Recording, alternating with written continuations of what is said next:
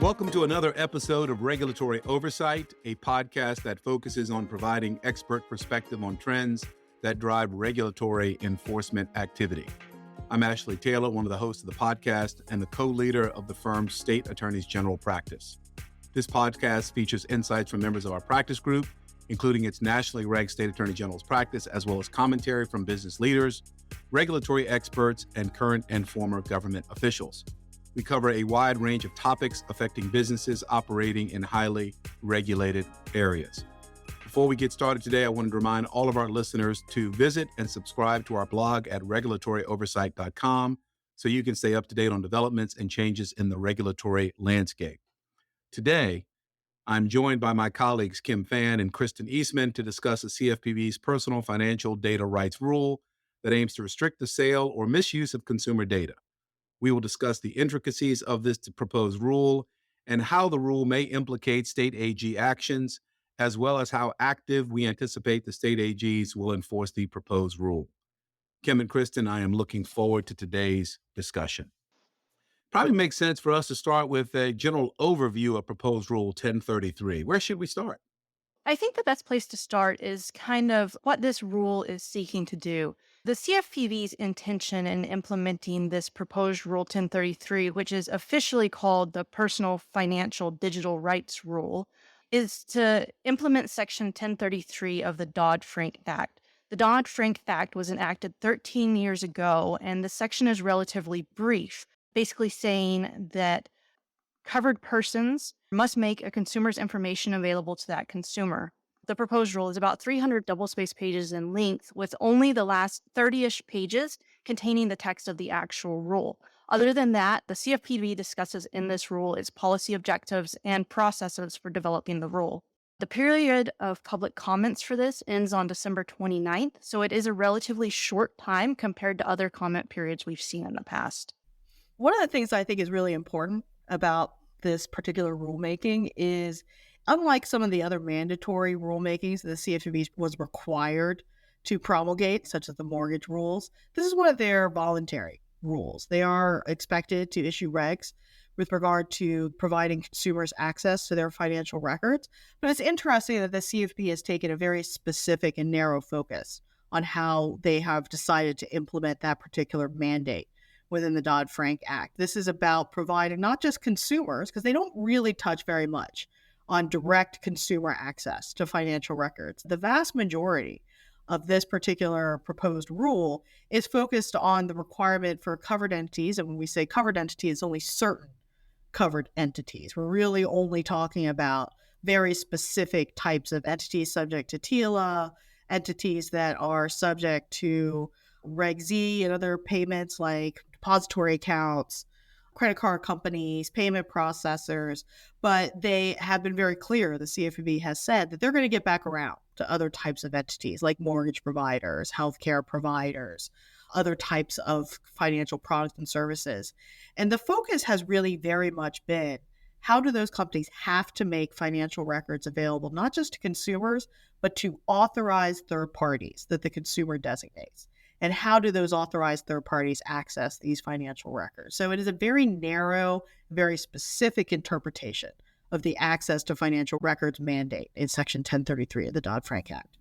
One of the interesting things, like Kim mentioned, is that this focuses more on certain product types, so your Regulation E accounts and your Regulation Z credit cards, versus other data privacy rules we've seen in other states that focus on all data as a whole. It focuses on certain product types and certain types of data rather than all data. So certain data covered entities don't have to provide it, such as commercial algorithms and things like that. So it's kind of interesting that this is more product focused rather than an overall data focused approach. Kind of how we got to this rule and the history of open banking or the consumer ability to access their financial information through technology is that early technology in this regard, especially through your third parties, involves something called screen scraping. Screen scraping was a concern for a few reasons, and the CFPB kind of addresses these. And the first is that there was no industry standard on how consumers could allow third parties to access their data. So you're creating these individual contracts with third parties, and there was no set standard. A consumer is giving affirmative consent to a third party to access their information with the promise that that information is going to be safe and protected. There was no cohesive set of rules for how consumers interacted with fintechs, although UDAP has always been in play, but it is imprecise and doesn't really provide the kind of data protection that this seeks to provide. Consumers were handing this information over to third parties, and then the third parties were accessing these financial institutions' websites only to grab a handful of data. So there was some concern on behalf of the financial institutions that it was an inefficient and insecure way to obtain a consumer's data. In early 2023, February 2023, the Consumer Financial Protection Bureau called a SBREFA panel, which is the Small Business Regulatory Enforcement Fairness Act panel. And in April, they released a report about their findings regarding open banking. And one of the things that the CFPB has emphasized is that they're looking, and this kind of resonates out from the Dodd-Frank Act, for the legal right for consumers to share data, the legal right for you to obtain your own data, and moving away from these concerning data practices where there was just no cohesive set of rules to implement them. One thing I would note is that this rule has been a long time coming. They initiated this rule way back in 2016. So it has been a 7-year process before they actually released these draft rules. And one of the things that I find a little surprising is much of the focus over the past 7 years has been very narrowly tailored to the data aggregator industry.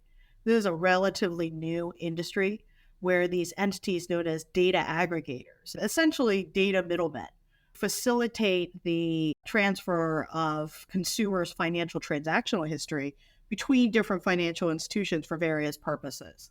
And these data aggregators, the CFPB acknowledged for years, have provided great benefits, being able to utilize alternative data, making transactions faster, easier, more efficient for consumers to reach different populations that might otherwise have been left out of the traditional credit markets and other products and services that are available to, say, prime consumers. So the reality is, in the draft rules, data aggregators are only very briefly mentioned.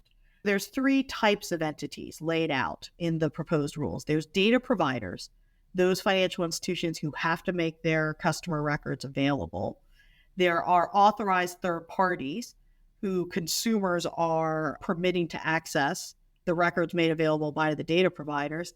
And then there's a very brief discussion about data aggregators who are characterized as service providers to the authorized third parties to make it possible for those authorized third parties to obtain the records more easily and more efficiently from the data providers. But the actual discussion about data aggregators is actually very brief, which I found very surprising because, again, the hearings the CFPB has held over the years, the principles that they released, I think this is 2017, on customer record access, these have all been very focused on the benefits and the risks created by data aggregators. And when they finally got down to actually writing the rules, that was not a major part of the focus, though some of the risks remain. And those, again, continue to be unaddressed. For example, Kristen mentioned that screen scraping posed lots of issues. The reality is that when a screen scraping entity gets a consumer's username and password, they go to that financial institution's website, a huge drain on the resources and capabilities of that website, pull data off, and they're doing this for hundreds of different financial institutions for lots of different data formats, right? So if they misalign or if a financial institution changes the formatting on their website, they've got to make sure that they're changing and updating their field capture to ensure accuracy. So there's accuracy issues. There's security issues. If one of these data aggregators scrapes data with the consumer's permission, but without the financial institution's knowledge, what is the financial institution's responsibility if that data is ultimately hacked? Their own customer records taken by a third-party screen scraper have now been compromised, no fault of their own, but yet they're still going to be held responsible to a certain extent. There were a lot of open issues and questions that I think have been raised over the years that I'm not sure the CFPB has adequately addressed in the draft rules, because there's still a lot of risk and there's still no clear question of where the liability lies if that information should be obtained by a malicious actor or is otherwise compromised in some way. So while I think this is a huge step forward, there's going to be a lot of cost and expense to financial institutions that have to build out developer APIs, application programming interfaces, to make this data available. There's going to be a lot of the benefits of screen scraping, i.e. the speed by which this can be achieved, will be slowed down by some of the authorization processes that the CFPB is proposing. And so a lot of the benefits, I think, are potentially reduced while not addressing some of the risks. Those are some of the key problems that I see with the current proposal as written that could potentially lead to litigation or delays in implementation. Does the rule in its current form open itself up for expansion to other products and institutions? It does. The CFPB is even very clear that, again, right now it's very narrowly focused toward depository institutions, credit card companies, and other types of payments platforms. But the CFPB has stated very clearly its intent to issue supplemental rulemaking. That's how they characterize it, supplemental rulemaking, to cover mortgage, auto loans, student loans, and other types of consumer financial products or services. Have they set a standard so that companies have some guidance early on in this process, or is that still something that is to be developed? One of the things the CFPB says in the proposed rule is that one of the things they're concerned about is if they set a standard, so some sort of data standard that already exists, that it will be outdated as soon as the final rule is published. What they use instead is something they've dubbed a qualified industry standard. And it seems to me that their hope is that an industry standard does emerge from this, if not some sort of self-regulating body. But as far as setting something to start with, to say it has to be this, not so much other than saying what a covered entity has to provide. But as far as some sort of data standard, I don't think so. Keep in mind, the CFPB has been working on this for 7 years. So it is a little surprising that they're not ready at this stage to put forth specifics. They mentioned multiple times throughout the proposed rules that there may be exemptions, there may be liability shields, there may be protections for entities that comply with, as Kristen mentioned, a qualified industry standard. But they don't mention what standard that is. They don't even mention what entity in the industry would be establishing this qualified industry standard. They look to instead a standard setting body that the CFPB has not yet identified, but asked for public comments on what the procedure should be for the CFPB to recognize such standard setting body. So it's a lot of if, and buts at this stage. The CFPB is relying on some unknown standard setting body that they have not yet determined how they will recognize to develop a qualified industry standard without providing specific guidance on what data format or other requirements or expectations they have for that qualified industry standard, and that companies that will be subject to this rule can potentially rely on this at some point in the future when the CFPB decides. So there's a lot of uncertainty still to be had around these draft rules with regard to how companies will comply. So I hear no safe harbor, pointing to an unspecified qualified industry standard to be named later. It seems less than firm guidance so far. But the CFPB, they regularly issue circulars interpreting federal consumer protection laws to guide state AGs in particular with respect to the enforcement actions. Have they done so here as yet? They have not yet. And Ashley, I actually turn this back to you. You know, the CFPB has been famous for essentially deputizing the state AGs to bring enforcement actions and their different rules that they have promulgated over the years. Do you anticipate something similar happening with this Section 1033 rulemaking? I would, for a number of reasons. And Kim, you mentioned there's the historical relationship between the CFPB and state AGs. Some of our listeners may not recall this, but the first director of the CFPB was General Cordray, who was the former Attorney General of Ohio. And at one of the first meetings after he was appointed director, he spoke to the National Association of Attorneys General, and they worked on a memorandum designed for them to facilitate cooperation and joint enforcement action. So the CFPB began its existence reaching out to AGs and working together with them, and they've done so since their beginning. I would expect them to do so here, in part because this rule touches on a couple of areas where the states have also been active. Obviously, the states have been active in the data privacy context now for a number of years. Not only do you have state notification laws that create a patchwork for a company that is dealing with a data incident, but you have every state AG enforcing its consumer protection statute such that in the event of a breach, they are launching investigations focusing on the security standards of the company and whether those standards met industry standards and the AG's expectations. That's why, Kim and Kristen, when you all were discussing the quote, qualified industry standard, that's a conversation that we have a lot in enforcement matters, where our position is often that the company meets those qualified standards as they were known at the time. The danger that I hear in the structure that the CFPB has set up, and it's unfortunate, it's a danger that we have seen in enforcement actions, is that regulators come in with hindsight bias. If an incident occurs in 2020 and you are judging that incident in 2023, given the change of technology, they invariably apply 2023 standards to a 2020 incident. And the expectation from our perspective is that regulators often want companies to anticipate what hackers and others are doing who may try to access your information. So I see a real concern here leaving this open-ended standard enforced by regulators that, again, traditionally have taken hindsight bias and applied it to their investigations. The other thing I would note is that the AGs and the CFPB have worked cooperatively and in coordination. So what does that mean? That means a company may find themselves producing documents to one or more states. Those documents could be shared with the CFPB, or the reverse could be true as well. And we know from our experience that the CFPB and the states coordinate.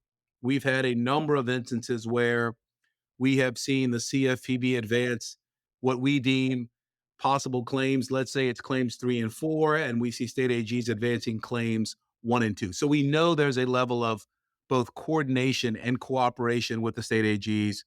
And I would expect that to continue here since privacy is an area of interest to the states. Unfortunately, the language in most state law regarding unfair, deceptive, and abusive acts and practices is left open to wide interpretation. And that wide interpretation is complicated by language such as qualified industry standard. It's an unfortunate situation for most companies to be in. So what have we been advising companies in that regard? You have to, from our perspective, understand that in many cases, the enforcement actions and the related settlement agreements will actually create the industry standard. Practice tip for folks listening to this podcast and a way to mitigate the likelihood that you'll need any of our services to defend you in an enforcement action: read other settlement agreements. Read them closely. The standards are set out in those settlement agreements. And if you put settlement agreements side by side, you can actually see the regulatory structure in most cases being created through settlements. So that's what I would encourage our listeners to do, particularly on the state AG side, since, again, historically, state AGs have cooperated in the context of multi-states. So you're not getting simply one state's perspective for most significant multi-state actions. You're getting a collection of states working together in a cooperative way, again, oftentimes in coordination with the CFPB. And from that, you should be able to create a reasonably robust compliance process to at least put yourself in a position to argue that you've identified the qualified industry standard. Ashley, one thing that makes it even harder for companies to comply with this is that the target is pretty much written on their backs, because the CFPB has contemplated under this proposed rule, one, having a directory of those data providers that are required to comply so that they can make clear how to access their systems to make available the consumer's public records. And then on the back end, for authorized third parties, the CFPB is exploring and encouraging stakeholders in the system to develop an accreditation system so that those authorized third parties would be certified to certain minimal standards and requirements when accessing customer records. So for both sets of parties, data providers and authorized third parties, you're basically being served up on a platter for state AGs, for plaintiffs' attorneys, and others to keep an eye on compliance and bring their own enforcement in the event that the CFPB is not, let's say, robustly pursuing enforcement actions on a federal level. Kim, your comments highlighted for me something that companies really should be thinking about. Whenever you have a requirement to maintain documents or you're expected to comply with something, it makes it very easy for state AGs to issue a CID asking for the documents demonstrating compliance. Now, why would they do that? They could do that for a couple of reasons. Some benign, some not so benign, right? So you have had many cases where state AGs have issued CIDs to understand what's going on in the industry. They just want to understand industry practices, understand what companies are doing. And so they can either issue a CID or send you an informal letter asking, well, show us how you're complying. So they get a sense of what's happening in the industry. And that's really the only way for them to really know what's going on. Unlike the CFPB, which has these advisory panels where they bring people in and have conversations, state AGs don't have such a statutorily mandated or created structure to facilitate that type of information. They get that information when they issue a CID or a letter asking for documents and information. So we always want our clients to have the type of relationship, or at least for us to be in a position to say, regulator, if you want information about an industry, let us anonymize it and provide the information. That provides the client with some buffer, but it also allows the client to educate the regulator. Many of the cases that we handle involve the regulator's misunderstanding of an industry practice rather than something actually being done wrong. We can try to cut that off by communicating with the regulator to educate the regulator on industry standards going forward. So that's something I think will be important here to follow over the next year or two. And there are very clear record-keeping requirements laid out in the rule.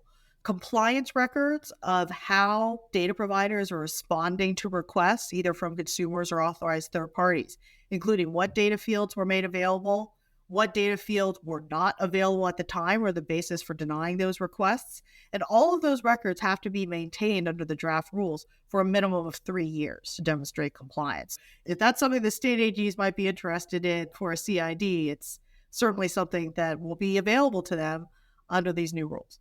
We've talked about the CFPB. We've talked about state AGs. There is a third actor in this play, plaintiffs' lawyers. So is there a private cause of action reflected in this rule? I wouldn't say that it is clear that there's a private cause of action. I'm sure that there will be plaintiffs' attorneys who are looking for different ways to bootstrap a private right of action out of pretty much any sort of CFPB endeavor.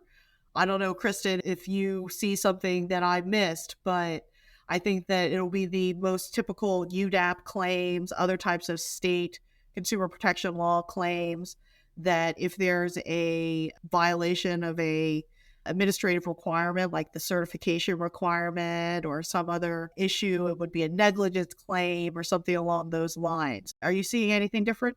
No, I'm not. I agree. Do you all see the challenge to the CFPB, its funding, its structure, and the litigation surrounding the CFPB's authority impacting the timeline of this rule at all? I don't. We have seen different litigation of that type over the years, and certainly it hasn't made it all the way to the Supreme Court yet. But I don't see anything making the CFPB go away. They're not going to shut their doors. If they get a different funding stream, they'll continue their mission under that different funding stream. While this could slow things down, I think potentially the bigger impact would be if President Biden is not reelected and there is a Republican in the White House and Director Chopra is replaced by someone else that slows the CFPB activities more. I think that would be more significant than any of the current case law, which is, again, very focused on the funding structure and the constitutionality of the funding, not the constitutionality of the agency. So I'm going to put you all on the spot and ask you all to give us your prediction. When will the rule be finalized?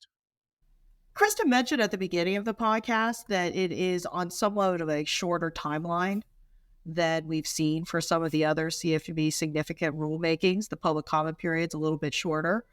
But I think that is sort of a reflection of the reality that they have been working on this for a very long time, 7 years, since 2016.